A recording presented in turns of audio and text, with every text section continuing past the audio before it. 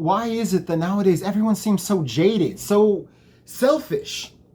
Almost as if a narcissism disorder is the new it thing that everyone is vying for. I honestly don't get it. I guess maybe social media would be the obvious answer, right? Everyone competing for everyone else's attention, and in a day and age where most people can barely make ends meet, and AI and robots are moments away from stealing all the rest of our jobs, I don't know. Maybe this is who we've evolved into based on, everything that's going on around us. Maybe making money on social media is all we have left. Maybe that's who we are now. A society of attention-crazed people who make up fake versions of our lives for the admiration of others and hopefully some ad dollars thrown in. It's a really sad thought. I really hope that's not the case. Where every good deed takes place in front of a camera. Pictures or it didn't happen. With the hope that the video maybe makes you enough money to make up whatever you spend on the good deed. Good deeds for cash. That's the name of the game, right? Good deeds for cash. I'm a good person, pay me money. Which of course means that those weren't actually good deeds. They were acts of selfishness. They were done for the glory of the individual who wanted the attention, the praise, the credit, the admiration. They were selfish. What happened to doing something because it was the right thing to do, not because you might be rewarded for it? You do what is right, even if it hurts you, causes you pain. You sacrifice of yourself to help others. Or did we sacrifice those values for a quick fix of dopamine from our phones? We even see it in our media nowadays. The characters on screen may not be as obsessed with their phones as we are, because nobody's as obsessed with their phones as, modern people today. It's insane. But we do live in an age of anti-heroes and out-and-out shitty-ass characters. And I don't mean poorly written by any means. We have some amazing shows out there right now. I just mean the characters aren't good people. They all have ulterior motives. They want something. They expect something. Or at the very least, doing what right doesn't cost them anything. Often we see characters who will start out as good, honorable, wholesome people. And as the show goes on, they become corrupted by society. Almost as if that's the lesson the show is trying to teach us. That the world is cruel and hard, and that we have to become cruel and hard in order to survive it. Shitty ass message. Hollywood has a horrible habit of seeing something that works and then just running with it everywhere. The anti-hero was a great concept. A person who wasn't good, but did good. He helped people and saved people, but he was kind of a shitty person while he did it. The Punisher is a perfect example of this. But from there, it was only a matter of time before we went from that to loving full-on villains. Now, don't get me wrong. I love a sympathetic villain. I love a villain who you can understand, who you can relate to. And I really love redeemed villains. I mean, those are often my favorite characters. I mean, look at Spike from Buffy, right? But those characters work because they were the exceptions to the rule. Most heroes were just good people, and then you had these people who were kind of shitty and were worth it. So they were the exceptions. They weren't the rule. And they were still heroes. They were still doing what was right, even if it took them a little longer to get there, even they had to drag their feet a little bit. But those characters are a far, far cry from the Tony Sopranos and the Walter Whites of the world, who are just full-on villains. Like, they're bad guys, but we love them. I mean, Tony Soprano is one of my favorite characters of all time. I'm with you. But he is a villain. He is a bad person. As Gordon Gekko from Wall Street said, greed is good. And we as a society have really ran with that idea. We focus so much of our media, both mainstream and social, on that concept. What can I get? What can the world do for me? Even turn self-care into a narcissistic pursuit. Friendships and romantic relationships are no longer about mutual respect, but about self-gratification. We are really a broken people. And if that is the case, how do we fix it? How do we turn this shit show of a society around? Well, with our stories. Stories are the foundation of almost every major change in history, both fiction and non-fiction. Take American history. So much of the pro-independence movement was born from reading pamphlets like Common Sense by Thomas Paine. And then we have the power of fiction. Fiction not only reflects our society, it helps to shape it, to move it in different directions and to point out our flaws and inspire us to be better, to be the best versions of ourselves. We need to bring back the Sam Becketts of the world. If you don't know who that is, shame on you. Seriously, shame. How dare you not know one of the greatest sci-fi characters of the 80s and 90s? And I don't want to hear that bullshit about you not being born yet, because I wasn't alive for the first couple weeks of the show, and I've seen every episode. So there's no excuse. None whatsoever. But to help you out, Sam Beckett was the main character in the show Quantum Leap. He was a scientist who created time travel. He wanted to test it on himself and got stuck back in the past, which I know is kind of cliche, but this wasn't done in the traditional way that most other stories do it, right? He didn't physically go back in the past. He instead swapped bodies with someone from the past. And as far as everyone around him was concerned, he was that person that he had replaced. He would then have to fix something in that time to make the world a better place.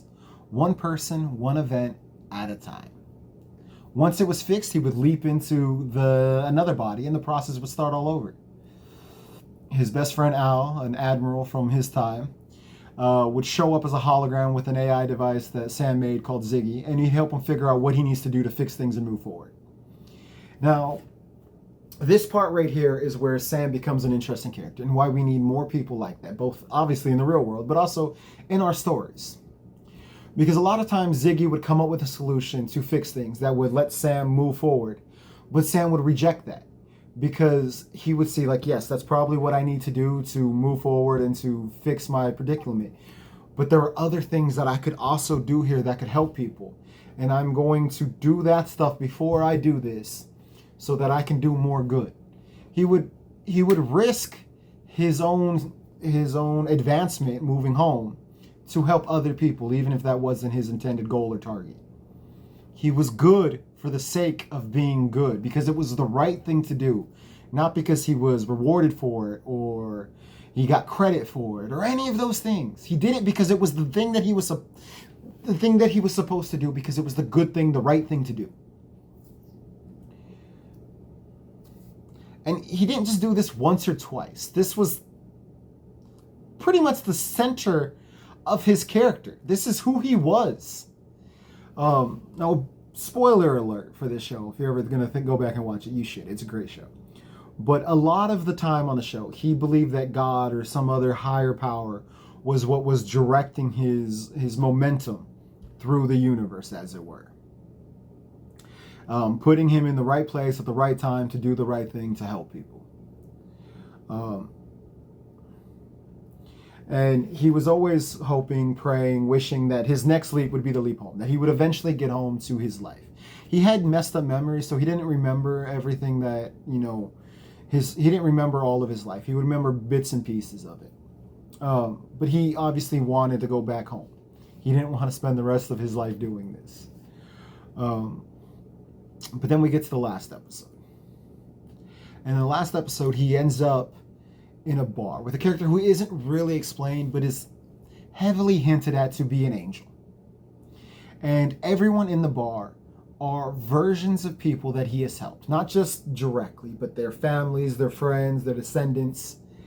And it's the first time that he really gets to see how many people he has impacted, how many people he has helped, how many lives he has changed. He never really thought he was doing enough, or that he was really making a difference. And this episode hammered home for him that he was changing the world, little by little, moment by moment, choice by choice, but he was making a difference. So then he's given a choice. He can go home, have the life that he wanted to have, or he could spend the rest of his life leaping from moment to moment, making the world a slightly better place, a little at a time. And he chooses to give up the thing that he always wanted, the thing that he was desperate to get, so that he could keep helping people, keep doing what was right. And that is such a powerful message, that you can sacrifice of yourself for others, even if you get nothing in return. In fact, though, he did ask for one favor in exchange for doing this. Except the favor wasn't for him. Al, his best friend, the guy who would go with him on this journey as a hologram and help him with advice, he got married a bunch of different times, right? And they all failed. He was kind of a hound dog, but in the best way. Completely lovable character. But the only woman he ever truly loved was his first wife. And that marriage ended because he was a POW who was presumed dead. And she moved on. I believe he was gone for years. Again, presumed dead. So Sam was one thing Sam asked for, was to go and visit Al's wife during that time when he was in a POW camp. And he told her everything. He told her that Al was alive, that he was coming home, and that all she had to do was hold on and wait. And she did. In fact, the sequel series of Quantum Leap has their daughter as one of the reoccurring characters, who only exists because Sam did that. He gave up his life in pursuit of helping others, and the only thing he asked in return was to be able to help his friend. I mean, that level of selflessness and caring and compassion, it's not seen nowadays, and that's the problem. So many characters are just shitty reflections of ourselves. We need the characters who can show us the best of us, show us who we should aspire to be, and what we can aspire to do. We really need more characters like that, who did what was right, not because they had to or because it was expected of them, but because it was the right thing to do. They were guided by their conscience. These types of characters used to be so commonplace in our art. They were everywhere, and now they are so rare. We need them back. We need to find characters that do what is right, even when it is hard, even when they are attacked and ridiculed for it. Now, I know this is going to be hard for some people to relate to characters like this. I mean, James Gunn is getting attacked because his Superman saves a cat from a tree. And that's just unacceptable. Apparently, we want Superman to leave the cat stuck in the tree. Never mind the fact that the original Superman movie did that, the comic books do it, the cartoons done it. Never mind the fact that that is just who Superman is as a person. We don't want it.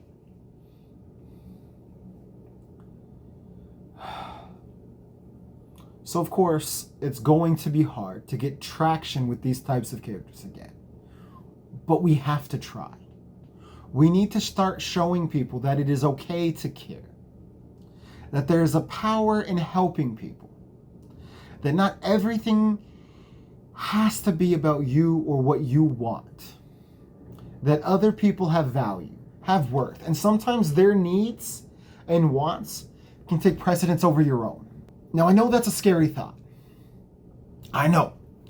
But once you embrace it, you can start to make the world a better place. One person, one event at a time. Just like Sam Becketts.